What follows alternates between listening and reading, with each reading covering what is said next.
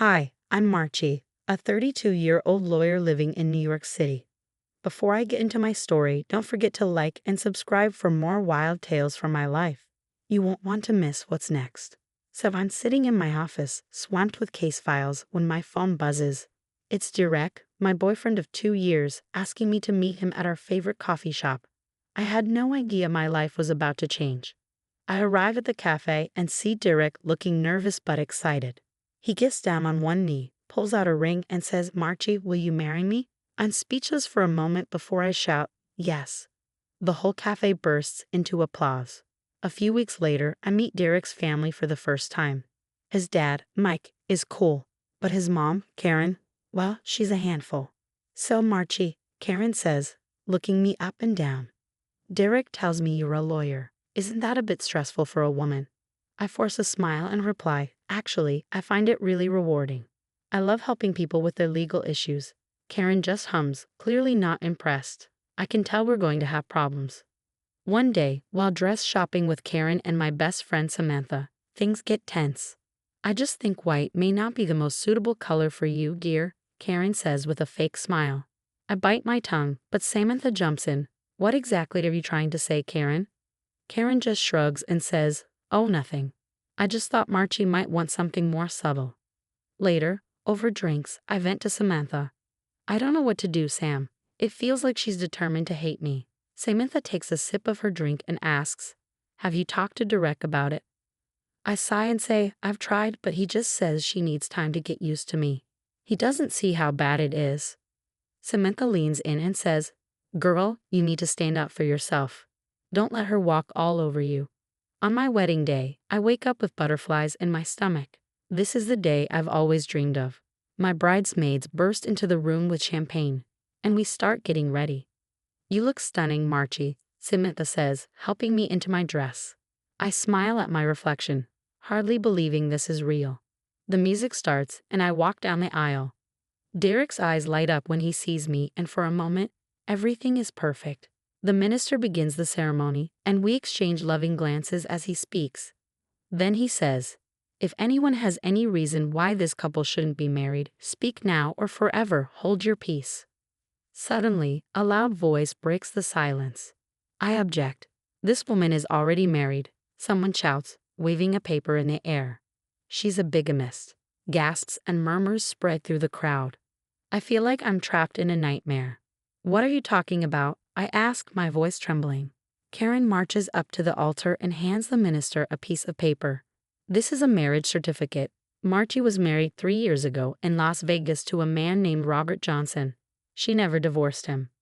The minister examines the document, his brow furrowed. This appears to be authentic." I stare at the paper, shocked. "That's impossible. I've never been married. I've never even been to Las Vegas." Derek turns to me, his face filled with confusion and hurt. "Marchie, what's going on? Is this true?" "Of course not." I cry, tears forming in my eyes. "Derek, you have to believe me. This is a mistake." But I can see doubt creeping into his eyes. The whispers from the guests grow louder, and I can feel them staring at me. "I think we need to postpone this ceremony," the minister says solemnly. My maid of honor, Samantha, rushes to my side. "This is ridiculous. Marchie would never do something like this." But Karen is relentless. "The evidence is right there. She's been lying to all of us, especially you, Derek. I told you she wasn't good enough for this family." "I need some time to think," Derek says, walking away. "How could you keep this from me?" "I didn't keep anything from you," I plead, tears streaming down my face. "This is all the lie." I turn to Karen. "Why are you doing this?" Karen gives me a fake sympathetic look. "I'm just trying to protect my son from a deceitful woman." Samantha grabs my shoulders. "Marchie, listen to me. We're going to figure this out. This has to be a mistake or a setup." I nod numbly, still staring at the doors Derek just walked out of. How could this be happening? How could he not believe me? As the church empties, I'm left standing there in my wedding dress, surrounded by wilting flowers and discarded programs. The happiest day of my life has turned into a nightmare, and I have no idea how to fix it. Samantha hugs me tightly. "Come on, let's get you out of here. We'll get to the bottom of this, I promise." As we leave the church, I see Karen watching me with a smug smile. In that moment, I know this wasn't an accident. Somehow, she's behind this, and I'm going to prove it, no matter what it takes. The days after the wedding disaster are a blur of tears and sleepless nights. But as the shock fades, determination takes over. I'm not giving up without a fight. Sam, I need your help, I tell her. I'm telling you, we have to prove that marriage certificate is fake, I say, pacing around my living room. Samantha nods, her lawyer instincts kicking in. We'll need a professional for this. I know a guy, Mike. He's a private investigator and can dig deeper than we can. We meet Mike at a small rundown diner. He's all business, taking notes as we explain what happened. First things first, Mike says. We need to trace the origin of this certificate. I've got contacts in Vegas who can help. Days go by, and we slowly start putting the pieces together. Mike's contact confirms the marriage certificate is a forgery, but it's a really good one. We're looking for a pro, Mike explains. Someone with serious skills and access to the right equipment. Then, Samantha remembers something. Wait, didn't Karen mention a friend who could get anything done at that awkward family dinner? It's a long shot, but it's all we have. Mike works his magic, and soon we have a name. Jack Thompson, a local forger who's known for his skills. Tracking him down isn't easy, but Mike's persistence pays off. We finally find Jack in a shabby apartment on the outskirts of town. Inside, Jack is nervous, his eyes darting between us. I get straight to the point. We know you forged the marriage certificate for Karen. Prove it wasn't you, or we'll go to the authorities. Jack's face turns pale. Look, I didn't know what she was planning. She said it was for a prank. A prank? I say furious. She ruined my wedding. Jack quickly scrambles to his computer. I have proof. I record all my transactions just in case. He pulls up a video, and there's Karen, clear as day, handing him cash and telling him exactly what she wanted on the certificate. Mike steps in.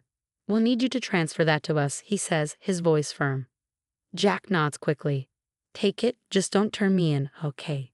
As we leave, Samantha turns to me. This is huge, Marchie. But why would Karen go to such extremes? The answer comes as we dig deeper. Mike uncovers a pattern. A trail of forged documents and manipulated evidence, all tied to Derek's past relationships. Karen has been doing this for years. I'm horrified as I realize the truth. Anytime Derek got serious with someone, Karen found a way to ruin it. But the final piece of the puzzle is the most shocking. Mike discovers that Karen is deeply in debt, living a lavish lifestyle funded by loans she can't repay.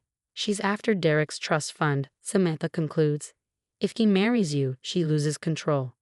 It all makes sickening sense. Karen isn't just a controlling mother. She's desperate and dangerous. We've got her, Mike says, his voice full of satisfaction. This is more than enough to clear your name. But as the excitement fades, doubt starts to creep in. How do I even begin to confront Karen with this? And will Derek believe me now, after everything? Samantha squeezes my hand. One step at a time. We've got the truth on our side. I nod, trying to calm my nerves. The path ahead is clear but dangerous. Confronting Karen could tear Derek's family apart. But staying silent would mean living under the weight of her lies. We have to do this, I say firmly. It's time to take Karen down. The day of reckoning finally arrives. I spent countless hours preparing, planning every detail. As I walk into Derek's family home, my heart races, but my resolve is strong. Karen's smug smile fades when she sees me. What is she doing here? She asks, clearly surprised. I take a deep breath. I'm here to reveal the truth, Karen. The room falls silent as I spread out documents on the coffee table. This is the forged marriage certificate you used to ruin my wedding, I say, holding up a USB drive. And this is video evidence of you paying for the forgery. Karen's face turns pale. That's ridiculous. You can't prove anything. I play the video and Karen's voice fills the room, instructing the forger on exactly what to write. Derek stands up, his face a mix of shock and anger. Mom, what the hell? I explain, Karen has been sabotaging your relationships for years, all to maintain control over your trust fund. She's deeply in debt and was scared that if you married me, she'd lose access to your money. Karen's demeanor shifts instantly and she starts sobbing. I was just trying to protect you, sweetie. But her act falls flat. Detective Johnson steps forward. Karen Miller, you're under arrest for forgery, fraud, and defamation. As Karen is led away in handcuffs, Derek approaches me, his eyes filled with regret. Marchie, I'm so sorry. I should have believed you. Can you ever forgive me? I look at him, seeing the man I thought I'd marry. But that image quickly fades. I'm sorry, Derek, what now? You didn't trust me when it mattered most. That's not something I can forgive. I realize I can't just get over it. Derek nods, understanding but heartbroken. As I leave, I feel a weight lifting off my shoulders. It's finally over. 6 months later, I'm in my office when my phone buzzes with a news alert. Karen has been sentenced to 5 years in prison. I lean back, reflecting on everything that's happened. The betrayal, the fight for justice. It's all led me here. I'm stronger now, wiser. I've thrown myself into challenging legal cases and started mentoring young lawyers. As I look out at the city below, I smile. Karen thought she could break me, but she only made me unbreakable. I don't know what the future holds, but I'm ready for it. My phone rings, a new client. I answer with confidence, Mara speaking. How can I help you? As I listen to their story, that familiar fire ignites inside me. Another battle for justice, another chance to make things right. This is what I was meant to do, and I wouldn't have it any other way.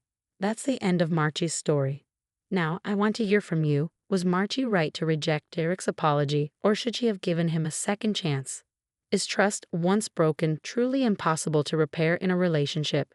Drop your thoughts in the comments and let's get a real discussion going about forgiveness, trust, and where we draw the line in relationships. If this story got you thinking, hit that like button and subscribe for more thought-provoking content. Your engagement helps keep these stories coming. See you in the next video.